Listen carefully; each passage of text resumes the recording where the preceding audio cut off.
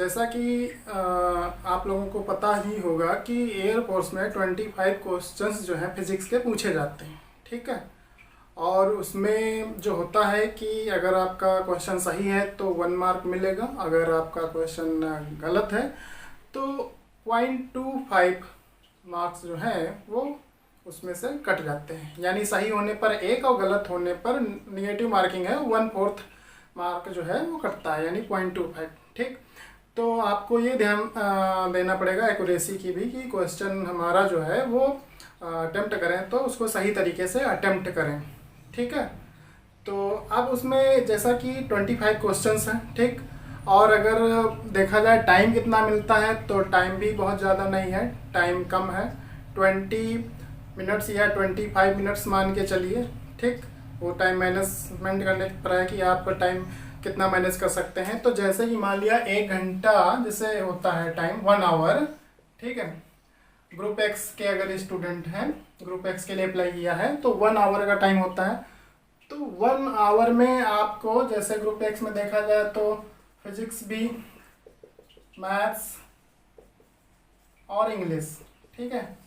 तो physics, maths, English, तो यहाँ पे 25 क्वेश्चन इसके हो गए, 25 मैथ्स के हो गए, और ये जो है 20 क्वेश्चन इंग्लिश के हो गए। तो टोटल क्वेश्चन 70 क्वेश्चन है, और 1 आवर यानी 60 मिनट्स का जो है वो मैक्सिमम टाइम है आपके पास, ठीक। तो 60 मिनट में ही ये 70 क्वेश्चन करने हैं। तो आपको टाइम मैनेजमेंट का ध्यान रखना पड़ेगा कि इंग्लिश के 20 क्वेश्चन हैं तो इस पर कितना टाइम देंगे, ठीक। तो अगर मान लेते हैं 20 मिनट्स का भी हम टाइम देते हैं तो कितना आएगा, 20 मिनट्स इसके लिए, 20 मिनट्स इसके लिए और 20 मिनट्स इसके लिए, ठीक है। तो अगर आप इंग्लिश में थोड़ा कम समय दे सकते हैं, 15 मिनट्स में मान लिया इसको सॉल्व कर सकते हैं, तो 5 मिनट्स आप किसी में एक्स्ट्रा दे सकते हैं, 25 मिनट्स फिजिक्स में या मैथ्स में दे सकते हैं, ठीक है। तो मतलब मैक्सिमम 25 मिनट्स का टाइम दे सकते हैं, और जितना जल्दी कर लें उतना ही बेहतर, ठीक। तो इसीलिए आपकी प्रैक्टिस बहुत अच्छी होनी चाहिए, आपके कॉन्सेप्ट बहुत क्लियर होने चाहिए, तभी आप ये कर सकते हैं, ठीक। तो जैसा कि कॉन्सेप्ट जो अगर आपके अच्छे होंगे तो क्वेश्चन आप जल्दी अटेम्प्ट करोगे और आपकी एक्यूरेसी भी बढ़िया होगी, ठीक। बहुत ज़्यादा लेंदी क्वेश्चन नहीं पूछे जाते हैं, कॉन्सेप्चुअल टाइप के क्वेश्चन होते हैं, तो उस टाइप के क्वेश्चन की आपको प्रैक्टिस करनी होती है, ठीक है। तो स्टार्ट हम जो है यूनिट्स एंड मेजरमेंट से करते हैं, यूनिट्स शुरुआत से ही स्टार्ट करते हैं, ठीक। तो यूनिट वाइज जो है क्वेश्चंस मैं कराऊंगा, तो आप जो है उनकी प्रैक्टिस करिए, देखिए किस तरीके से क्वेश्चंस आते हैं और उस तरीके से, ठीक है, सॉल्व करने की कोशिश करिए। तो जो पहली यूनिट है यूनिट्स एंड मेजरमेंट, ठीक, वहाँ से स्टार्ट करते हैं, ठीक है।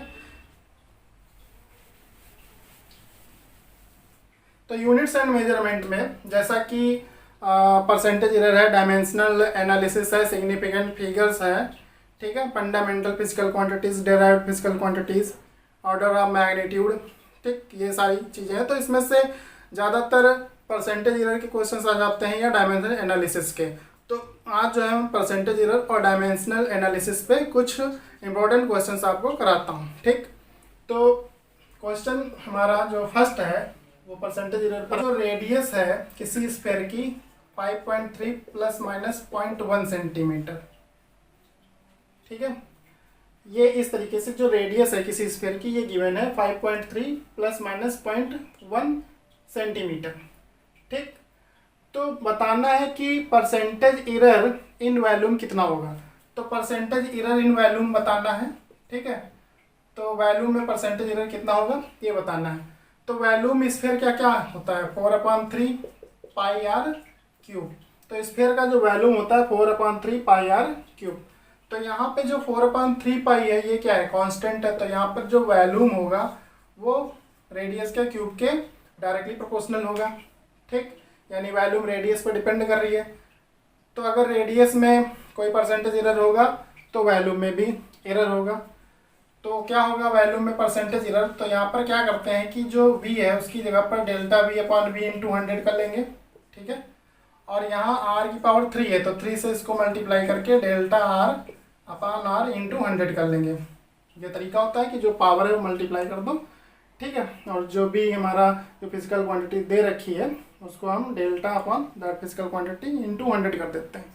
ठीक, तो परसेंटेज एरर ये जो है परसेंटेज एरर जो है रिप्रेजेंट कर रहा है किसको, ये रेडियस में परसेंटेज एरर रिप्रेजेंट कर रहा है। ठीक है, और ये हमारा जितना क्या है ये बोला जाएगा परसेंटेज एरर इन वॉल्यूम।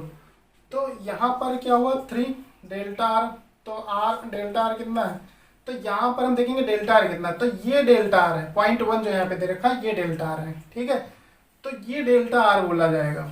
ठीक, यानी एब्सोल्यूट एरर इन आर।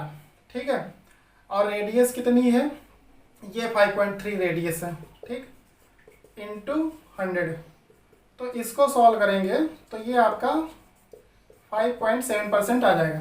तो यहाँ से देखेंगे जो 5.3 है ये रेडियस है और ये 0.1 है ये एब्सोल्यूट एरर बोला जाता है डेल्टा आर।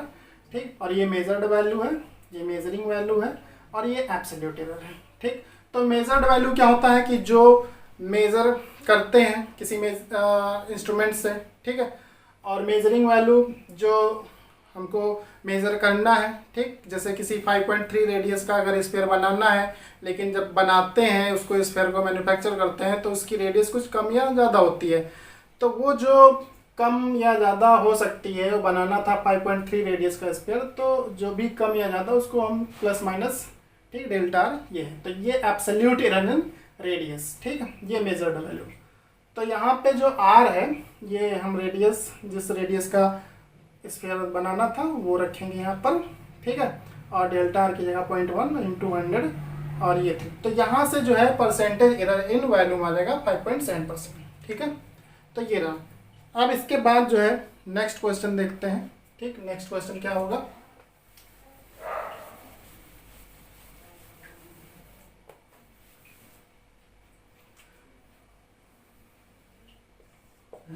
कि एक सिंपल पेंडुलम है तो उसके टाइम पीरियड में क्या चेंज होगा, percentage change in time period if its length is increased by 2%।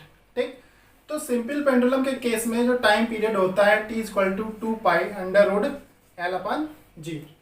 तो यहाँ 2π कांस्टेंट है और किसी पर्टिकुलर प्लेस पे देखेंगे तो एक्सेलरेशन ड्यू टू ग्रेविटी जो होगा उस प्लेस पर वो कांस्टेंट रहेगा। तो टाइम पीरियड यहाँ पर जो है स्क्वायर रूट ऑफ लेंथ के डायरेक्टली प्रोपोर्शनल है। ठीक, तो यहाँ पर जब हम टाइम पीरियड का परसेंटेज चेंज देखेंगे यानी delta T upon T into 100। ठीक है, और यहाँ पावर कितनी है 1/2, क्योंकि ये स्क्वायर रूट है तो पावर 1/2, तो ये पावर 1/2 मल्टीप्लाई कर लेंगे और delta L upon L into 100। ठीक, तो ये परसेंटेज इंक्रीज इन लेंथ 4% कहा गया है, तो यहाँ पे 4% रख देंगे तो ये कितना आएगा 2%। ठीक, तो परसेंटेज इंक्रीज इन लेंथ जो है वो 4% है, तो 4% रखा 2 से डिवाइड हुआ 2% आ गया। तो ये percentage change in time period of a simple pendulum ये आ गया। ठीक है, अब इसके बाद अगला क्वेश्चन देखते हैं। नेक्स्ट क्वेश्चन क्या है, तो नेक्स्ट क्वेश्चन डायमेंशनल से है। तो इसमें क्या कहा गया है कि जो वेलोसिटी है, ठीक है, वेलोसिटी इस तरीके से लिखी हुई है प्रेशर अपॉन एक्स। तो velocity square root of pressure upon x, तो यहाँ पर एक्स के डायमेंशंस क्या होंगे ये बताना है। ठीक है, तो इसको जो है हम अगर v से लिख लें वेलोसिटी और ये p हो गया अपॉन एक्स, तो ये स्क्वायर रूट हमारा जो है इधर आएगा तो स्क्वायर हो जाएगा, तो v स्क्वायर p/x। तो जो x हो जाएगा ये p अपॉन v स्क्वायर हो जाएगा। तो हमको x का डायमेंशन निकालना है, तो x का डायमेंशन निकालेंगे तो x को ब्रैकेट के अंदर लिख देते हैं, तो इसका मतलब क्या होता है डायमेंशंस ऑफ x। ठीक है, तो p क्या है प्रेशर, तो p का डायमेंशन और यहाँ पर v स्क्वायर का डायमेंशन। तो प्रेशर का डायमेंशन क्या होता है, प्रेशर क्या होता है, तो प्रेशर जो होता है फोर्स पर यूनिट एरिया लिखते हैं। तो यहाँ पे जो फोर्स का डायमेंशनल फार्मूला क्या होता है mL/T-2। ठीक, एरिया का L स्क्वायर, तो यहाँ से ये हटेगा तो ये कितना आ जाएगा mL⁻⁻1 T⁻²। तो प्रेशर का जो डायमेंशनल फार्मूला होगा वो ये आ जाएगा mL-1 T-2। और जो v स्क्वायर है, v यहाँ पर क्या है, v जो है वेलोसिटी है, तो वेलोसिटी का डायमेंशन फार्मूला क्या होता है L⁻⁻1। ठीक है, तो यहाँ पे पावर 2 लिखा हुआ है, तो ये पावर 2 से ये मल्टीप्लाई। ठीक है, तो यहाँ पर ये x का डायमेंशन। अब देखते हैं यहाँ पर क्या होगा। तो ये जो है ये तो कैंसिल आउट हो जाएगा, तो m और l की पावर 2 पर जाएगा तो माइनस हो जाएगा, तो ml-3। ठीक है, तो ये x का डायमेंशन इस तरीके से निकल आया। ठीक है, तो यहाँ पर इस तरीके से x का डायमेंशन निकालेंगे। नेक्स्ट क्वेश्चन देखते हैं। नेक्स्ट क्वेश्चन जो है वो क्या है कि x equal to AT plus BT square. तो यहाँ पर x जो है वो AT प्लस BT स्क्वायर है। ठीक, तो a और b के डायमेंशंस बताने हैं। x क्या है, पोजीशन है किसी पार्टिकल की जो टाइम पे डिपेंड करती है, t टाइम है और x पोजीशन है। तो a और b जो यहाँ पे इनके डायमेंशंस निकालने हैं। तो देखिए क्या होता है कि जो फिजिकल क्वांटिटीज़, जो सेम टाइप की फिजिकल क्वांटिटीज़ होती हैं वही ऐड होती हैं, वही सब्ट्रैक्ट होती हैं। ठीक, तो अगर यहाँ पोजीशन है मतलब ये एक लेंथ है, डिस्टेंस शो कर रहा है, तो ये भी हमारा डिस्टेंस होगा और ये भी डिस्टेंस होगा, और डिस्टेंस में डिस्टेंस ऐड होगी, डिस्टेंस मिलेगा।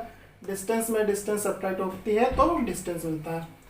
तो यहाँ पर जो AT का जो डायमेंशन होगा वो मतलब डिस्टेंस मतलब x के ही डायमेंशन के बराबर होगा।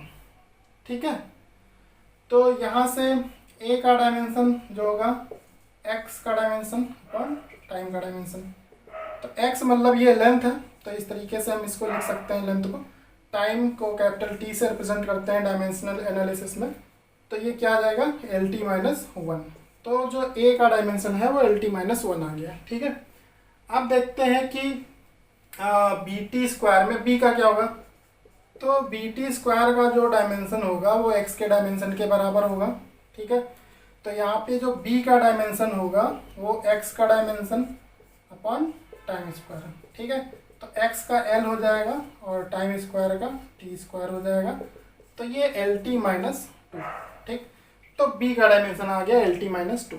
ठीक है, तो इसमें ये ध्यान रखेंगे कि जो सेम टाइप की फिजिकल क्वांटिटीज़ होती हैं वही ऐड होती हैं और वही सब्ट्रैक्ट होती हैं। ठीक है, तो इस तरीके से जो है इसका जो डायमेंशन होगा AT का वो x के ही बराबर होगा, BT का डायमेंशन BT स्क्वायर का भी x के डायमेंशन के बराबर होगा। ठीक है, तो इस तरीके से a और b के डायमेंशंस निकल आते हैं। ठीक है, नेक्स्ट क्वेश्चन देखते हैं।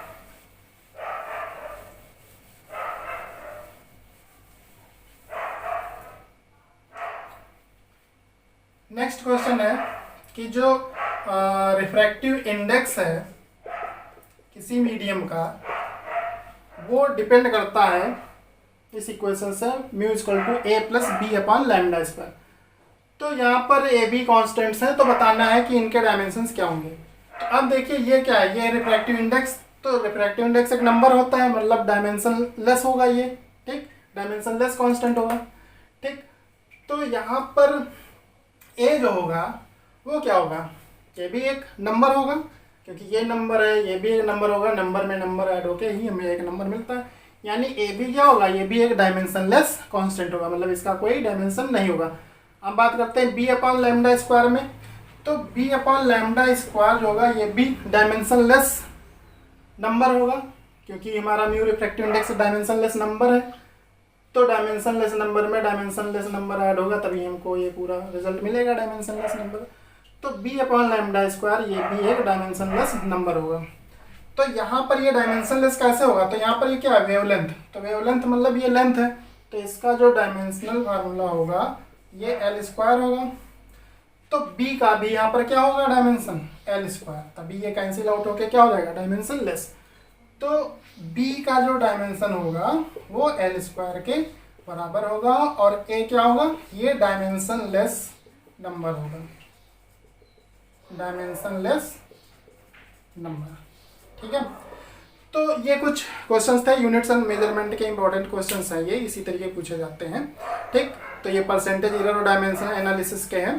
तो इसी तरीके से और क्वेश्चन कराते हैं। तो आज के लिए इतना है, थैंक यू।